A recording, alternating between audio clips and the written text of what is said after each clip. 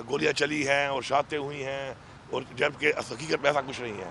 تو میں نے اپنا فرض سمجھتے ہوئے میں نے ویسے بھی بات کرنی تھی، لیکن شکر ہے کہ انہوں نے خود یہ بات شروع کر دی. تو میں نے بڑے واضح طور پہ بات کی کہ ہمارے اس وقت 13 شہداء کنفرم ہیں اور شہید ہوئے ہیں، اور ہمارا اس وقت 58 بندہ بلیٹ انجرڈ ہمارے پاس اس وقت ریکارڈ پہ ہے. اس کے علاوہ باقی لوگ بھی جو نہیں بتا رہے ابھی تک جن کو بلیٹ لگی ہیں، کیونکہ پریشر دیا ہوا ہے، لوگوں کو پریشر دے رہے ہیں، وہ اس کے علاوہ اور بھی کافی لوگ آئیں گے. اور اس وقت تک ہمارے 45 جو لوگ ہیں وہ اس وقت جو میرے پاس ریکارڈ ہے اس کے بعد مسنگ ہے. اور ہم یہ پریم کر رہے ہیں، اللہ معاف کرے، اللہ معاف کرے ایسا نہ ہو، لیکن کہیں وہ لوگ بھی شہداء میں نہ ہوں. تو بات یہ ہے کہ میں یہ سمجھتا ہوں کہ اس طرح کی بات چیت ایسے اپیکس فورم کے اوپر کرنا بالکل نامناسب ہے ایک ملک کے وزیر اعظم کے لیے، کہ ایک ملک کا وزیر اعظم اس طرح کی بات کر رہا ہے کہ اتنا بڑا ایک سانحہ ہوا، اتنا بڑا ایک ظلم ہوا ایک پولیٹیکل پارٹی کے ورکر کے اوپر، اتنا گولیاں برسائی گئیں، یہ کہہ رہا ہے آگے سے کہ جی ایسا کچھ نہیں ہوا. تو میں نے اپنا موقف یہاں پہ بیان کیا، اور انشاءاللہ ساتھ بتایا بھی صحیح کہ وہ لسٹ جو ہے ہم نے دی بھی ہوئی ہے، اور مزید بھی ہم اس کو دیں گے تاکہ ہمارے جو لوگوں کو ہے وہ جہاں پر بھی ہیں اگر وہ جہاں بھی ہمیں پرووائڈ کیے جائیں، کیونکہ ہمارے خدشات ہیں اس کے اوپر. ساتھ ساتھ میں یہاں پہ یہ ضروری سمجھتا ہوں بتانا کہ اس طریقے کی بیانات جو چل رہے ہیں حکومت کی طرف سے، ان سے اجتناب کرنا چاہیے. اگر ایک پیسفل پروٹیسٹ کے اندر ان کے کوئی تحفظات ہیں کہ ہم لوگ گئے ریڈ زون میں گئے، ہم لوگ بغیر اجازت کے آئے، لیکن ہم ایک پولیٹیکل پارٹی ہیں، ہمارے پولیٹیکل ورکر تھے، اس ملک کے لوگ تھے، ان کے اوپر جو رویہ اختیار کیا گیا اس پہ ہمارے کنسرن ہیں، رہیں گے. ہم یہ انصاف مانگیں گے، ہم اس کو اس طرح نہیں جانے دیں گے. اور چونکہ پھر وہاں پہ اسحاق ڈار صاحب موجود تھے، اور وہ چونکہ ہماری کمیٹی کے ممبر بھی ہیں جو ہماری بنی ہے ابھی برطانوی کمیٹی، تو انہوں نے یہ کہا اس کے اوپر کہ چونکہ آپ نے آلریڈی وہاں پر بھی کمیشن کا بولا ہوا ہے اس مسئلے کے اوپر، اس کمیشن میں بھی بات جو ہو رہی ہے کمیشن کے بارے میں تو مذاکرات ہو رہے ہیں، تو اس کو پھر وہاں پہ ڈسکس کیا جائے گا. تو یہ کچھ ایسے معاملات سے جو میں نے کہا میں اپنی قوم کو اور آپ لوگوں کو آگاہ کروں اس سے. باقی ہمارا انشاءاللہ جو ایک مقصد ہے ایز اے پاکستانی، عمران خان صاحب نے کہا کہ پاکستان کے لیے مذاکرات وہ کر رہے ہیں، اور پاکستان ہماری ترجیح ہے.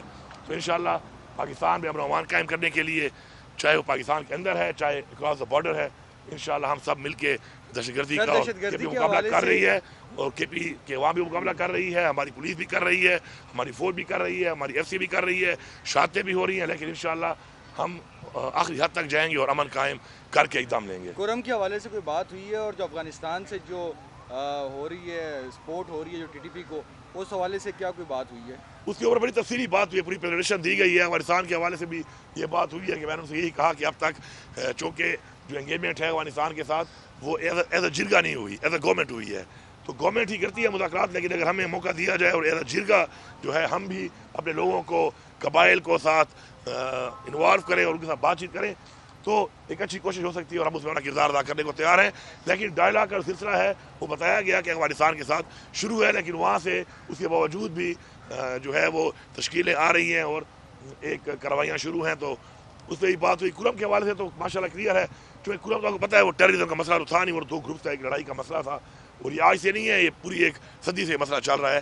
لیکن الحمدللہ میں شکریہ ادا کرتا ہوں تمام ان گرینڈ جرگہ کے ممبران کا جنہوں نے حکومت نے جب بنایا وہ جرگہ، میں نے تو وہاں پہ گئے، کافی دن گزارے، کافی محنت کی، کام کی. جو وہاں کی لوکل ہمارے جو وہاں کے مشران تھے انہوں نے ایک بڑا کردار ادا کیا، اور الحمدللہ وہ تقریباً اب 99% سائن ہو چکا ہے. ایک دو سائن انشاءاللہ ہیں وہ آج ہو جائیں گے، اور ایک مفصل طریقے سے ایک پراپر ایک ایگریمنٹ کیا گیا ہے جس سے انشاءاللہ یہ جو پورا مسئلہ ہے انشاءاللہ اب وہ حل ہو چکا ہے. اور اب وہاں پہ جو زندگی کے جو کچھ ایسی مشکلات آئی ہوئی تھیں، راستہ بنتا ہے انشاءاللہ وہ بہت جلد اب کھول کے لوگوں کو سہولیات دینا شروع کر دیں گے. نگور صاحب، عبداللہ مومن ڈان نیوز سے آپ کا تعلق بھی ڈی اے خان سے، میرا تعلق بھی قبائلی علاقوں سے ہے.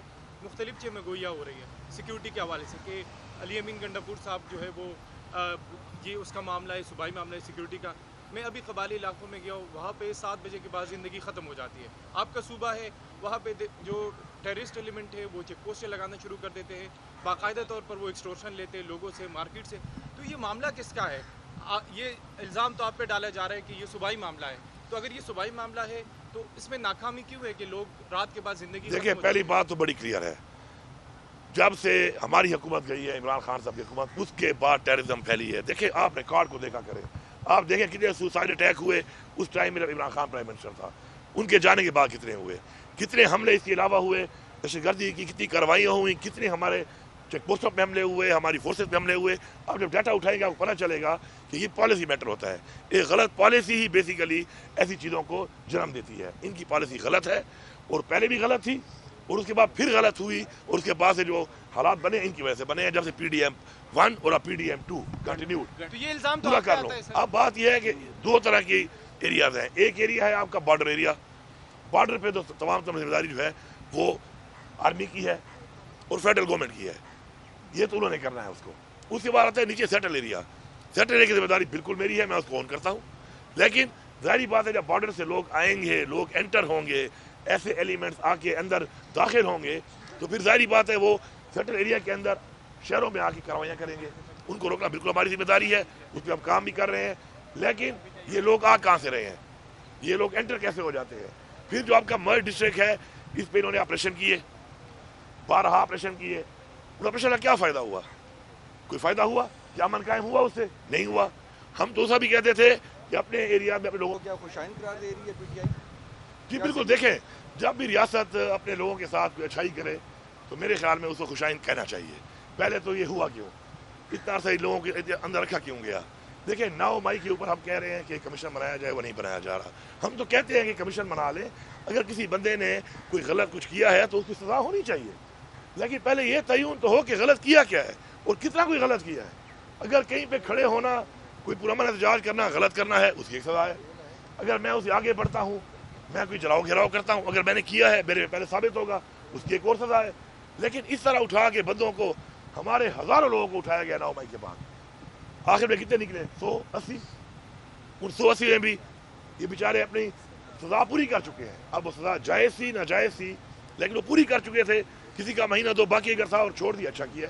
ریاست کا کام ہے اپنے لوگوں کو مطمئن کرنا, اپنے لوگوں کو ساتھ لے کے چلنا, اپنے لوگوں کی رائے کی کو عزت دینا. ریاست کا کام یہ نہیں ہے کہ ڈنڈا اٹھا کے زبردستی سے آپ میری زبان بند کریں, آپ میرا حق مجھے چھینیں, آپ میرا حق مجھے نہ دیں, اور پھر اگر میں اپنا حق مانگوں تو پہلے آپ میرے پہ ڈنڈے برسائیں, پھر میرے پہ آنسو گیس برسائیں, پھر میرے پہلے گن برسائیں, آخر میں میرے پہ گولیاں برسائیں, اور بعد میں پھر ڈھیٹ باندھ کے بے شرموں کی طرح مانے بھی نہ. چلو غلطی کر لی ہے, تمہاری کتنی غلطی ہے, ہماری کتنی غلطی ہے, کمیشن بنا لو. لیکن یہ تو کوئی طریقہ نہیں ہے کہ آپ مان نہیں رہے, آپ کہہ رہے ہیں جی ہم جھوٹ بول رہے ہیں.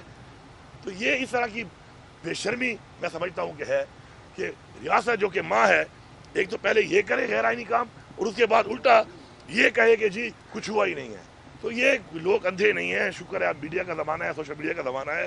اب کتنے لوگوں کا منہ بند کر لو گے؟ یہ 25 کروڑ عوام ہے, ان کا ایک حق ہے, حقوق ہے, وہ آپ کو دینے پڑیں گے. گنڈا پور صاحب یہ بتائیں کہ آپ کہتے ہیں کہ یہ سب کی مشترکہ ذمہ داری ہے, ہم مان وہ کہتے ہیں کہ جو مذاکرات ہوئے دہشت گردوں کے ساتھ اور دہشت گرد واپس لائے گئے 2019 میں مختلف علاقوں میں KP میں ان کو, وہی اب دہشت گردی کی کاروائیاں کر رہے ہیں اور اس کی وجہ سے دہشت گردی میں اضافہ ہوا. دیکھیں یہ الزام لگانے والی باتیں ہیں کہ مذاکرات کس نے کیا. مذاکرات بات یہ ہے کہ اگر کوئی بھی ادارہ ہے اور کوئی ادارہ اپنا کام کر رہا ہے سسٹم کے اندر, تو وہ اپنے آپ کو اپنی ذمہ داری سے پیچھے نہیں ہٹا سکتا. بڑی عجیب بات ہے کہ ایک کام میرے پہ ڈال رہے ہیں اور میرے ٹائم میں تو امن ہے, اور جب میں نہیں ہوں پالیسی میکر آپ ہیں اور آپ کے ٹائم میں وہ امن خراب ہو گیا ہے, آپ ڈال میرے پہ رہے ہیں. تو اگر امن خراب ہونا تھا تو میرے ٹائم میں ہوتا نا, مطلب میری پالیسی ٹھیک تھی, عمران خان کی پالیسی ٹھیک تھی, اس لیے امن تھا. آپ کی پالیسی ٹھیک نہیں ہے, پہلے بھی نہیں تھی, اس لیے امن قائم نہیں ہے. تو اپنے آپ کو ٹھیک کرنے کے بجائے تہمتیں لگانا, الزامات لگانا, چیزوں کو نہ ماننا, یہ مسئلے کا حل نہیں ہے. آپ کو جب اب گورنمنٹ آپ کو ملی ہے, مینڈیٹ چوری آپ نے کیا ہے, آپ بیٹھے ہیں, اب یہ ذمہ داری آپ کو لینی پڑے گی. کسی اور پہ الزام لگا کے, کسی اور پہ بات کر کے اپنی جان ہم نہیں چھڑا سکتے. منظوری دی گئی اجلاس میں کسی نئے آپریشن کی قبائلی اضلاع میں یا خیبر پختونخوا میں منظوری دی گئی؟ کوئی بھی آپریشن کی نہ منظوری تھی نہ ایجنڈے پہ تھی, اور کوئی آپریشن اس طرح ہو بھی نہیں سکتا, اور نہ ہی آپریشن کی ہم نے اجازت دینی ہے اور نہ ہم نے دی ہے. ہاں باقی جو کہیں کی کارروائی ہوتی ہے, کہیں سے حملہ ہوتا ہے کراس دا بارڈر, تو وہاں پہ جو کارروائیاں وہ تو روٹین میں چل رہی ہیں. سر ایک آخری چیز بتائیں کہ چونکہ DJSPR کی پریس کانفرنس بھی ہوئی ہے, آپ نے یہ بات کر دی ہے, تو اس کا مطلب ہے آپ کی تو باتوں سے یہ تصور لگ رہا ہے کہ عمران خان 9 مئی کے حوالے سے کبھی بھی معافی نہیں مانگیں گے. دیکھیں معافی کس چیز کی مانگے, پہلے میرے پہ ثابت تو کرو. میں تو کہہ رہا ہوں کمیشن بنا لو, کمیشن بنانے کے بعد میرے پہ ثابت کر لو اور میری غلطی ہے کیا. دیکھیں معافی بھی تو, دیکھیں میں آپ کو ذکر دیتا ہوں, پاکستان کے آئین میں اس کی بھی ایک سزا ہوگی. میں آپ کو مکہ مارتا ہوں, میں آپ کو گولی مارتا ہوں, ہر قانون میں ہر سزا کے لیے ایک اس کے جرم کے لیے سزا کا تعین کیا گیا ہے. تو پہلے تو یہ بتاؤ میں نے کیا کیا ہے. میں آپ کے سامنے کھڑا ہوں, میرے پہ 8 ضلعوں میں 9 مئی کے پرچے ہیں. ایک ویڈیو دکھا دو, ایک پکچر دکھا دو میں کہاں پہ تھا. نہ ویڈیو ہے نہ پکچر ہے, روزانہ میرے پیچھے وارنٹ نکالے ہوئے ہیں. تو بات یہ ہے کہ پہلے میرے پہ ثابت تو کرو گے نا, اس کے بعد پھر میں نے غلطی کی نہیں کی, اس کی معافی میں مانگتا ہوں نہیں مانگتا, میں اپنا ظرف کیا ثابت کرتا ہوں وہ تو بات کی بات ہے. لیکن یہ تو کوئی طریقہ نہیں کہ آپ بن جائیں, جج بھی آپ ہیں, مدعی بھی آپ ہیں, وکیل بھی آپ ہیں,